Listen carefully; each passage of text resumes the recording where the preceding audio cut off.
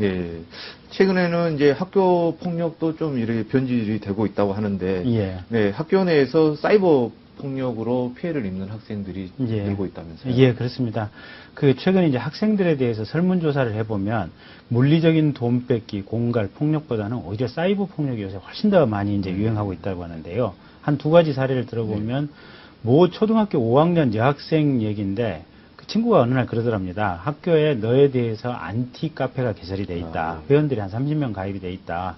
그래서 이제 본인 스스로 자신에 대한 안티 카페를 들어가 보니까 누구누구는 정말 몸이 더럽다. 또 냄새가 난다. 말하는 것도 정말 촌스럽다.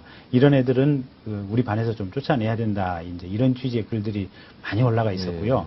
또 심지어는 포토샵 프로그램을 이용해서 얼굴이라든지 모습들을 이렇게 기이하게 왜곡시킨 그런 사진을 올려놓아서 굉장히 이제 충격을 받았다고 하는데 이 A양의 피해자의 어머니가 이 안티 카페를 개설한 학생을 찾아가서 왜 내 딸에 대해서 안티 카페를 개설했느냐, 좀 그만두는 게 어떻겠느냐라고 이제 얘기를 했더니 이 학생이 유명 연예인에 대해서도 안티 카페가 있는데 학교 친구들 사이에 안티 카페에 있는 게 무슨 문제냐, 그렇게 하지 못하겠다라고 거부를 했다고 합니다.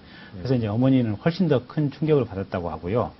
또 한 사례를 하나 얘기를 들어보면 이제 여기는 남학생 사례인데요. 학교에서 이제 학급 회장을 하고 있었답니다.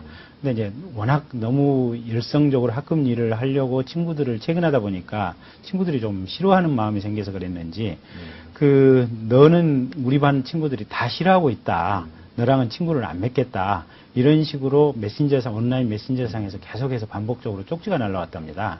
그래서 이제 이 학급 회장 같은 경우는 회장도 그만두고 또 학급 안에서 충격으로 정말 성격이 소심하게 변했다고 하는 사례가 있는데요. 그것처럼 요새는 학교 폭력도 이 인터넷을 통한 온라인 폭력으로 많이 변화되고 있다고 합니다. 이런 사실 확인 여부를 떠나서 이런 근거 없는 내용들이 무차별하게 이렇게 확산이 되는데 이 사이버 학교 폭력 현재 어느 정도 발생하고 있습니까? 지금 이제 최근에 학교 폭력에 대해서 설문조사를 했더니 정작 물리적인 폭력 또 금품갈취 이런 것들은 한 40% 정도에 불과했답니다. 그리고 사이버 폭력이 60%를 차지한다 그래가지고요. 이제는 오히려 사이버 폭력이 대세로 변했다라는 것이고 사이버 폭력의 대표적인 예를 들어보면 안티카페 개설, 또 일촌 거부, 또 메신저 집단 차단 이런 식으로 아주 양상이 다양하다고 합니다. 그렇다면 이제 규제 방안이 이제 필요할 것 같은데 문제는 이제 인터넷 공간에서 표현의 자유와 또 사생활 보호라는 이런 두 가지 의견이 이제 충돌하고 있기 때문 아니겠습니까? 어떻습니까? 그렇습니다. 말씀하신 대로 인터넷 사용자가 이제 급격히 늘어나면서 표현의 자유를 보호할 것이냐 또는 피해자의 어떤 인격의 자유, 명예의 자유를 보호할 것이냐 이런 것들이 참 문제가 되고 있는데요. 일각에서는 사이버 모욕이나 악성 댓글에 대해서 아주 엄격한 조치를 취해야 한다. 이제 이런 얘기가 나오는 반면에 또 일각에서는 그렇게 엄격하게 조치를 취하면 표현의 자유가 위축이 된다. 엄격한 단속을 해서는 안 된다. 이제 이런 반대 의견이 나오고 있습니다.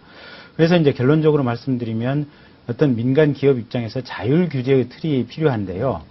표현의 자유를 지키면서도 개인의 권리를 좀 보장할 수 있는 그런 조화로운 장치가 좀 필요한 것 같고, 그래서 이제 실효성 있는 자율 규제를 어떻게 만들 것이냐, 이게 관건인데, 민간 업체에서 어떤 기본적인 책임을 좀 부여하는 이제 이런 제도가 좀 마련이 돼야 될 것 같고요. 현재 명예훼손이나 사생활 침해를 내용으로 하는 인터넷 글에 대해서는 30일간 인터넷상으로 이게 뜨지 못하게 하는 블라인드 처리가 가능합니다. 그래서 이제 포털 업체들이 이런 명예훼손 댓글에 대해서 이제 많이 이렇게 평소에도 좀 모니터링을 하고 있는데, 최근에는 이 블라인드 처리 요구가 굉장히 많이 들어와 가지고 이 포털 업체 입장에서는 굉장히 당황스럽다라고 얘기를 하는데, 어쨌든 이 규제의 필요성 또 규제의 정도에 대해서 서로 간의 생각이 참 많이 다르기 때문에 우리 사회가 이걸 어떻게 정리할 것인가가 참 중요한 문제 같습니다. 그렇다면 이제 이런 인터넷상에서의 규정, 이런 규제에 대한 규정 어떻게 좀 진행되고 있습니까? 지금 정보통신망 이용 촉진 및 정보 보호에 관한 법률 44조의 2를 보면 사생활 침해나 명예훼손과 같이 타인의 권리가 침해된 경우에는 그 침해를 받은 사람은 정보통신 서비스 제공업자에게 침해 사실을 소명해서 그 정보를 삭제하거나 또는 반박 내용의 글을 실어달라 이런 요구를 할 수가 있고요. 이 요구를 받은 정보통신 서비스 회사의 입장에서는 그 글을 이 30일간 임시 블라인드 처리를 하든지 아니면 삭제를 하든지 둘 중에 하나를 하라라고 법이 이렇게 이제 하고 있는데요. 문제는 이 인격 침해냐 또 어떤 권리 침해냐에 대한 1차적인 판단 권한을 방송통신위원회가 가지고 있습니다. 사실은 법원의 판사에 의해서 이제 판결이 이루어져야 되는데 행정기관인 방송통신위원회가 1차 판정을 하다 보니까 이게 행정기관에 의한 어떤 자의적인 어떤 법 해석이 있는 것이 아니냐 이런 논란이 또 한 가지 일고 있는 그런 실정입니다. 네. 그렇다면 이제 외국의 경우에는 어떤 방식으로 좀 규제를 하고 있습니까? 이제 독일 또 영국, 일본 이제 대부분 마찬가지인데요. 그 해당 인터넷 포털 사이트 업체들이 자율 통제 기구를 일단 설립을 합니다.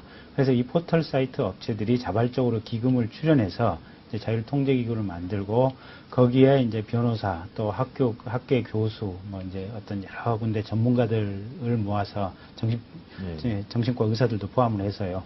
이 전문가들을 모아서 자율적인 심의 또 자율적인 통제 절차를 하고 있는 것을 원칙으로 하고 있습니다. 근데 우리나라 같은 경우는 이런 민간 자율 통제 기구는 없는 실정이고 방송통신위원회에서 하다 보니까 사실은 업무가 좀 굉장히 늦고 또 사실 이게 어떤 행정부에 의해서 정권에 의해서 자의적인 어떤 통제가 이루어지는 것이 아니냐 이런 오해도 받고 있는 실정입니다. 네, 사이버 폭력 이제 점차 증가하고 있는데 네, 하루빨리 좀 이런 사이버 범죄에 대한 근절 대책이 좀 마련돼야 되지 않을까 생각이 됩니다.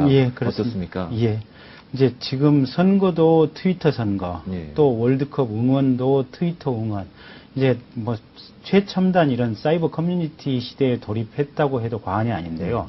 어쨌든 사이버 범죄도 더욱 교묘해지고 숫자도 기하급수적으로 늘어나고 있습니다.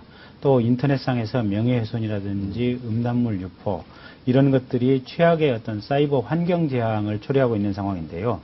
이 사이버 범죄를 걱정하는 사람들은 이번 정권이 들어서면서 정보통신부를 없앴지 않습니까? 근데 정보통신부를 없앤 것이 정말 잘못한 것이다라는 의견들이 많습니다.